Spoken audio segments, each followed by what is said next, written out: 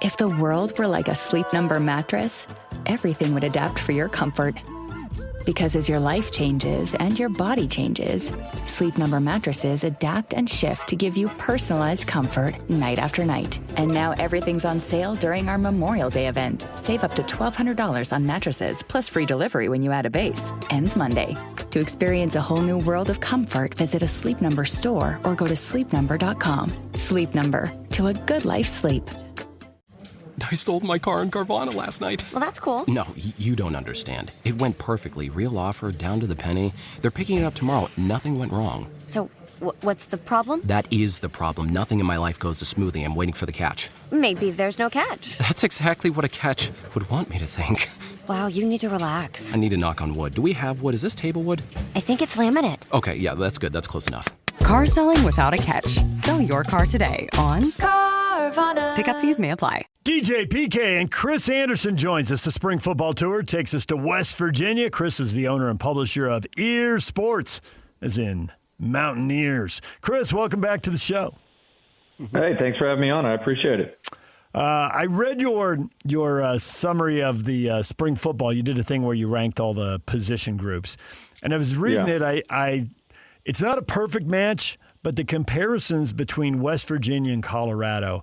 Coaches who are known but not established winners where they are right now, but certainly well-known personalities and big personalities, and both going way into the transfer portal, and change is welcome in both those organizations, both near the bottom of the standings. So I see a lot of parallels there, and I was wondering with all these changes if they upgraded the team, and reading what you wrote, it seems like they've definitely upgraded the O-line, and they might have upgraded quarterback, but the defense is still a massive issue. Is that a fair analysis of where West Virginia stands right now?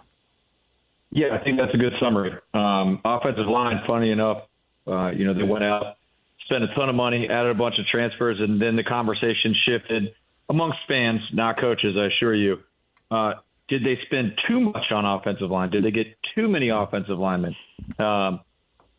Of course, in this day and age of NIL and rev share and all that stuff, you do have to worry about your budgets and where you're spending your money, so you don't want to overspend somewhere. But with how bad the offensive line was last year, them going out and getting guys, and I think I put this, I don't know if I put it in that story that you read, but in another one, like last spring was so bad on the offensive line that when you went into practice, you had no idea who some of these guys even were. They were like former walk-ons that were still suiting up for the offensive line as starters.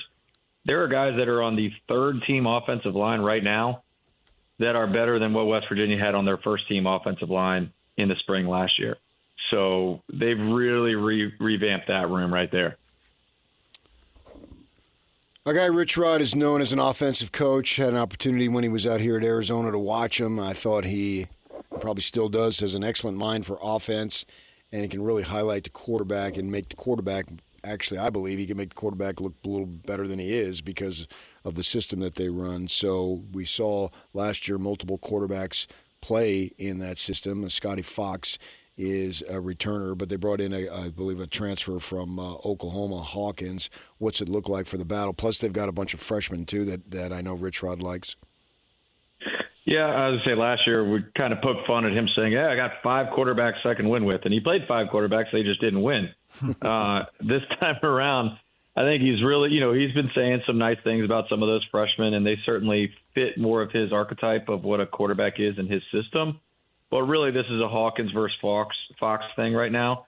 And on the Fox side of things, it's almost like, hey, that's your safe choice. Like, that's a guy you've already seen, like your floor at quarterback is a slightly better version of what you had last year. That's your hope. Like, that he's better than last year, and that's your floor. The reason they went out and got Hawkins and why they spent some money to acquire him and targeted him very early in the transfer portal is because he is shiftier and faster than Fox. He is a guy that probably fits more of like, if you talk Rich Rodriguez of the first stint at WVU, like 2005 Rich Rodriguez, Hawkins fits more of that type of offense than Fox does. So I think he really wanted to try that and get that and see what it can work with. And we've heard positive things about how it's working out. And it's going to be a battle between the two of them. And it's, the age-old question, do you take the safe option or do you take the riskier option with the higher upside? The position group you have the most confidence in right now is running back, and that ought to frighten people around here because when Rich Rod was at Arizona, he had multiple teams where running backs ran for 200 yards plus against the University of Utah. And that just doesn't happen to Kyle Whittingham, and it certainly doesn't happen in consecutive years when he knows what's coming. He knows the coach, he knows the running back, he knows the whole system. He's got it all on film and time to prepare, and that it happened again, and there were multiple nightmares. Ooh, is it that type of running attack? That's the one thing Rich Rod seems to have down cold, and the way you rank him suggests that maybe that's what the run game is going to look like this year. Yeah, so last year it was Jaheim White, who was a stud, but broke his ankle in the first half of the second game of the season, and he went down. They immediately replaced him with Ty Edwards, who ran for 140 yards against Pitt and 3 touchdowns, and then he immediately got hurt. So right off the bat, as you mentioned, that's the strength and the focal point of a lot of Rich Rodriguez's offense is the run game, and they're already on their 3rd and 4th and 5th running backs by week 4. By the time before Big 12 play even starts, they are on their 4th running back because another player had gotten hurt during the preseason. So how do they fix that? Well, depth, that's a question mark. It's a lot of freshmen, but a lot of freshmen they like a whole lot. But right at the top of the thing is Cam Cook, who led the nation in rushing yards last year. So if you tell me, hey, we're going to take the nation's leading rusher and then put him on Rich Rodriguez's offense after they spent 3 times as much on the offensive line than they did before, that sounds like a very positive thing for West Virginia's offense. I think the final tally I saw was 37 transfers, 36 high school kids, and 11 junior college kids, which at the JC level, we don't see that as much. And that's a lot of kids to bring in, particularly in the way the rules are these days. And if you're going to bring in JC guys, the theory has always been that those guys need to find a way out in the field right away because obviously they got not as much eligibility as high school kids. So with that in mind, any of these JC kids that we should be looking forward to? Yeah, look on the defensive line. I was when I was talking to someone over on my site, I like to do a thing, capital S someone, meaning someone within the program that would know. They spent their money, and we talked about it, spending your money, your budget on certain positions groups. And they told me they were targeting and acquiring junior college players on the defensive line and spending the money as if they were P4 transfers. Like they thought that these guys were just as good, that these guys could contribute right away. And that would be Jalen Thomas, KJ Henson, and Darius Wiley.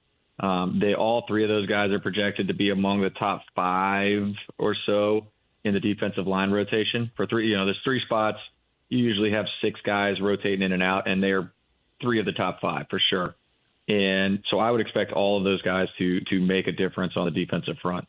Ready or not, summer is coming, and Wayfair's Memorial Day clearance is on now. Right now through May 25th, get up to 70% off everything home at Wayfair. Plus, score amazing doorbuster deals all sale long and surprise flash deals on Memorial Day. We're talking thousands of products at every style and budget. Now is the time to save big on must-haves for your patio, backyard, and beyond. These savings won't last, so don't wait. Shop Wayfair's Memorial Day clearance now through May 25th. Wayfair, every style, every home. So is the D-line going to have a big-time pass rush, or they got run stoppers in the middle, or you think they got both and the D-line's really going to be able to control the line of scrimmage? Well, their hope is both. You got a couple of those guys that I mentioned are going to be more interior guys like Thomas and Henson. They're going to be like the defensive tackle, those tackle types. And then on the edge, they tend to run like a defensive end with a bandit, which is kind of a stand-up edge rusher, which a lot of teams do nowadays. And for those 2 edge rushers, the defensive end, that's Ezekiel Durham Campbell, and then the bandit's likely going to be Harper Holloman. Those are 2 guys that were very, very good at their previous stops. Campbell over at East Carolina and Holloman at Western Kentucky. And they're hoping that, as a lot of teams do, I'm sure like Colorado does and everybody else in the Power 4, like you are targeting some of these group of 5 guys and hoping to get like 90% of their production at the Power 4 level. You hope that it translates like that. And if it does, that could be very good for West Virginia because those 2 guys were extremely productive, graded out very high on PFF, graded out with like all of their pressures off the edge, among the best in their respective conferences. Now, again, it's got to translate to P4. It's got to translate to the Big 12. And West Virginia's hoping, 90% of that can. was listening to the defensive coordinator's spring wrap-up, and we know last year virtually everybody on the team practically was brand new, and he was talking about how last summer they had 40 guys join the team during the summer for when they started camp in August. I mean, that's an awesome amount of, staggering amount of new players that weren't there in the spring ball. So he believes he's talking about, there are a few holdovers. He mentioned Cutter at linebacker and Taylor, I think is a DB, that those, because of the numbers, won't be as shockingly large, that the fact that they have that continuity should just allow itself to make the defense better as far as that goes, because there won't be so much newness involved. How much do you buy that? 100%. I wrote a story back in December that broke down last year and how I thought it would be different this year, in part because there's no more post-spring portal window. Right. That's helpful for a team like West Virginia, and also because they targeted a lot more guys for early enrollment and spring enrollment. And back in December, I looked at the numbers for last year. So like the guys that were there in the spring of 2025 and that were actually on the roster in fall of 2025 when games started, only 73 out of 123 players listed on the roster were actually there in the spring. So like you said, 40 new guys, but it was 50 total. Not all those guys are going to be contributors, or some are walk-ons or whatnot. So it was 50 guys, and of the 51 players that saw at least 100 snaps, only 32 of them were there for spring football. So basically 1 out of every 3 true contributors to the team in the fall didn't arrive until the summer, and their very first practice ever with Rich Rodriguez was like 4 weeks before the season. That's not going to happen this year, again, in part because of the spring portal, post-spring portal window, and because they targeted guys to come in the spring. Looking at the scores from a year ago, that defense was giving up points and yards at a staggering rate. 41-10, 48-14, 45-13, and they were getting shredded. If the D-line's better, that'll help and all that, but it doesn't feel like you have a lot of confidence in anybody behind them. Is that true?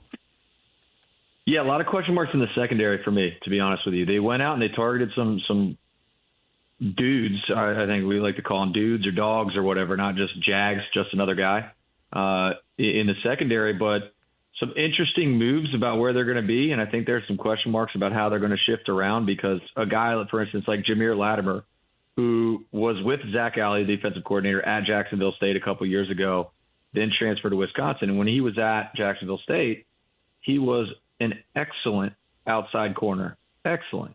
That's why so many teams wanted him in the portal. He goes to Wisconsin. They move him to like a nickelback, like a slot corner, and it was okay. It wasn't terrible. It wasn't great. And so when he committed to West Virginia, reuniting with Zach Alley, my belief was, yeah, they're going to slide him back out to outside corner. That's a big help. And instead he's back at nickel. And there's other guys like that too, guys that you would think are safeties are actually lining up at corner, and guys you think are corner are lining up at safety. So I think it's left some question marks, especially at corner, because now you feel confident with some of the safety and nickel spots, but maybe not quite as much at corner. So there are going to be a lot of question marks, I think, back there in the secondary. Bowl eligible this year, yes or no? It has to be, or else Rich Rodriguez is probably going to be 2 and done. Maybe 2 and 3 and done. done Wow. at most. Yeah. I mean, and you ask him, he'll say it. He's already said it. He's already been very open about it, that he understands that he's on a short leash. He understands that, he was brought back here. And part of the reason why he got the job over maybe a couple other candidates was that he made the pitch that he could make the quick turnaround, that he would not be doing this year zero and build it up over 4 years. Like, sure, they want to build the foundation of a program, but that he understands the game in this day and age and how you can hit the transfer portal, and taking a 4 to 5 to 6 year approach is just not the way to do it. So he has confidence in a quick turnaround. He has confidence in getting this team back to bowl eligibility, and fully understands and has publicly stated, like, hey, I know that if we don't start winning, I'm going to be on a hot seat. So I think bowl eligibility is pretty much the minimum for this team this year. Well, with Texas Tech, Houston, and Utah on the November schedule, then it feels like a fast start is imperative. Yes. Yeah, absolutely. And I think I was going through game by game, and you look at some of the early stuff there. I think it's before their first bye. Is that right? Between BYU and UCF. 1, 2, 3, 4, 5, 6 games. And it's looking at the wrong schedule. The 1, 2, 3, 4, 5, 6, 7, 8 games before their bye, their only bye, between at TCU and at Texas Tech. And it's like, hey, can you go through those first 8 games? 5-3 or 6-2. How many of those? Yeah, I was going to say, because I don't think if you look at that schedule, because for the first time in a long time, and Neil Brown complained about this, and a lot of other people complained about this, West Virginia is not playing 2 Power 4 teams in the non-conference.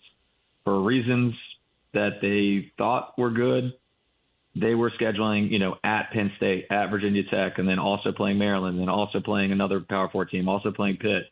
They're not doing that this year. It's Coastal Carolina. It's UT Barton. That's an rich FCS ride. school. That's rich Yeah, ride. it's more like it. Yeah. Get back into it. Build up your confidence with a couple easier opponents, hopefully. I mean, West Virginia did just lose to Ohio last year, so not Ohio State, Ohio.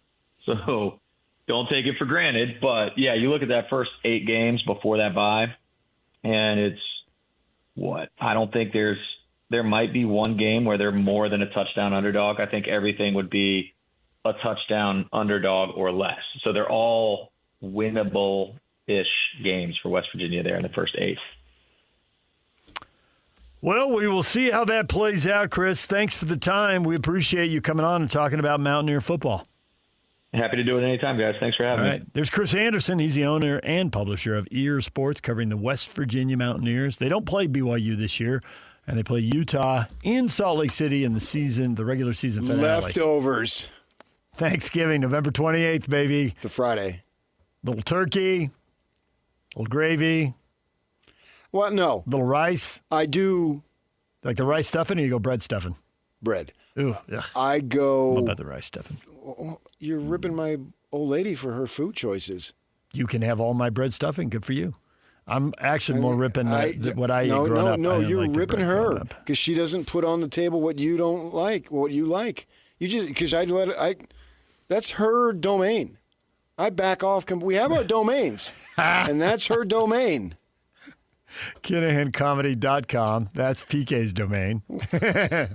Nonsense. KinahanJersey.com. KinahanNonsense.com. These are all PK's domains. You share KinahanGolf.com. That one you share. She runs it, though. Thursday is the traditional Thanksgiving. Friday is turkey sandwiches. And then Saturday, also the sandwiches. And then Sunday, back to the mashed potatoes and gravy leftover. Oh, you save that till Sunday. Yeah, and then you wrap it up. Mashed potatoes. Awesome. But that's Thursday and Sunday. Roasted is also fantastic. And then, but the sandwiches on rolls, little rolls have like 3 or 4 of them. Yeah. That's Friday, Saturday. That's entertainment food. I don't want to wish away all of summer and the entire college football season. Yeah. But that sounds good. Right. So you're sitting on the couch 10 pounds watching football. Yeah. Thursday and Saturday, you're at the dinner or Thursday and Sunday, Sunday, you're at the dinner table. Friday, Saturday on the couch. Yeah, because you got ball on. Yeah. DJ PK, there's a little football for you for West Virginia. Now, when we come back, Bronson Kafusi joins us, former BYU football player, now promoting the Charity of Champions football event. We'll talk with Bronson about Cougar football coming up. Stay with us. Summer is all about freedom, fun, and growing up. And between the ages of 9 and 13, kids are starting to form their views about alcohol. With more independence, their still developing brains need more guidance and support than ever. That's why summer is the perfect time to stay connected and plan fun, safe family activities together. Research shows kids who spend quality time with their parents doing what they enjoy are less likely to drink underage. And when kids feel close to you, they're more likely to listen, especially when you set clear expectations. In fact, kids who drink before 15 are far more likely to struggle with alcohol later. This summer, create a no-bummer summer with fun, alcohol-free activities for your kids. Go to summer.parentsempower.org to take a quick quiz and discover ideas tailored to your family. A little time together can make a big difference. For more information and to learn more about how to prevent underage drinking, visit parentsempowered.org.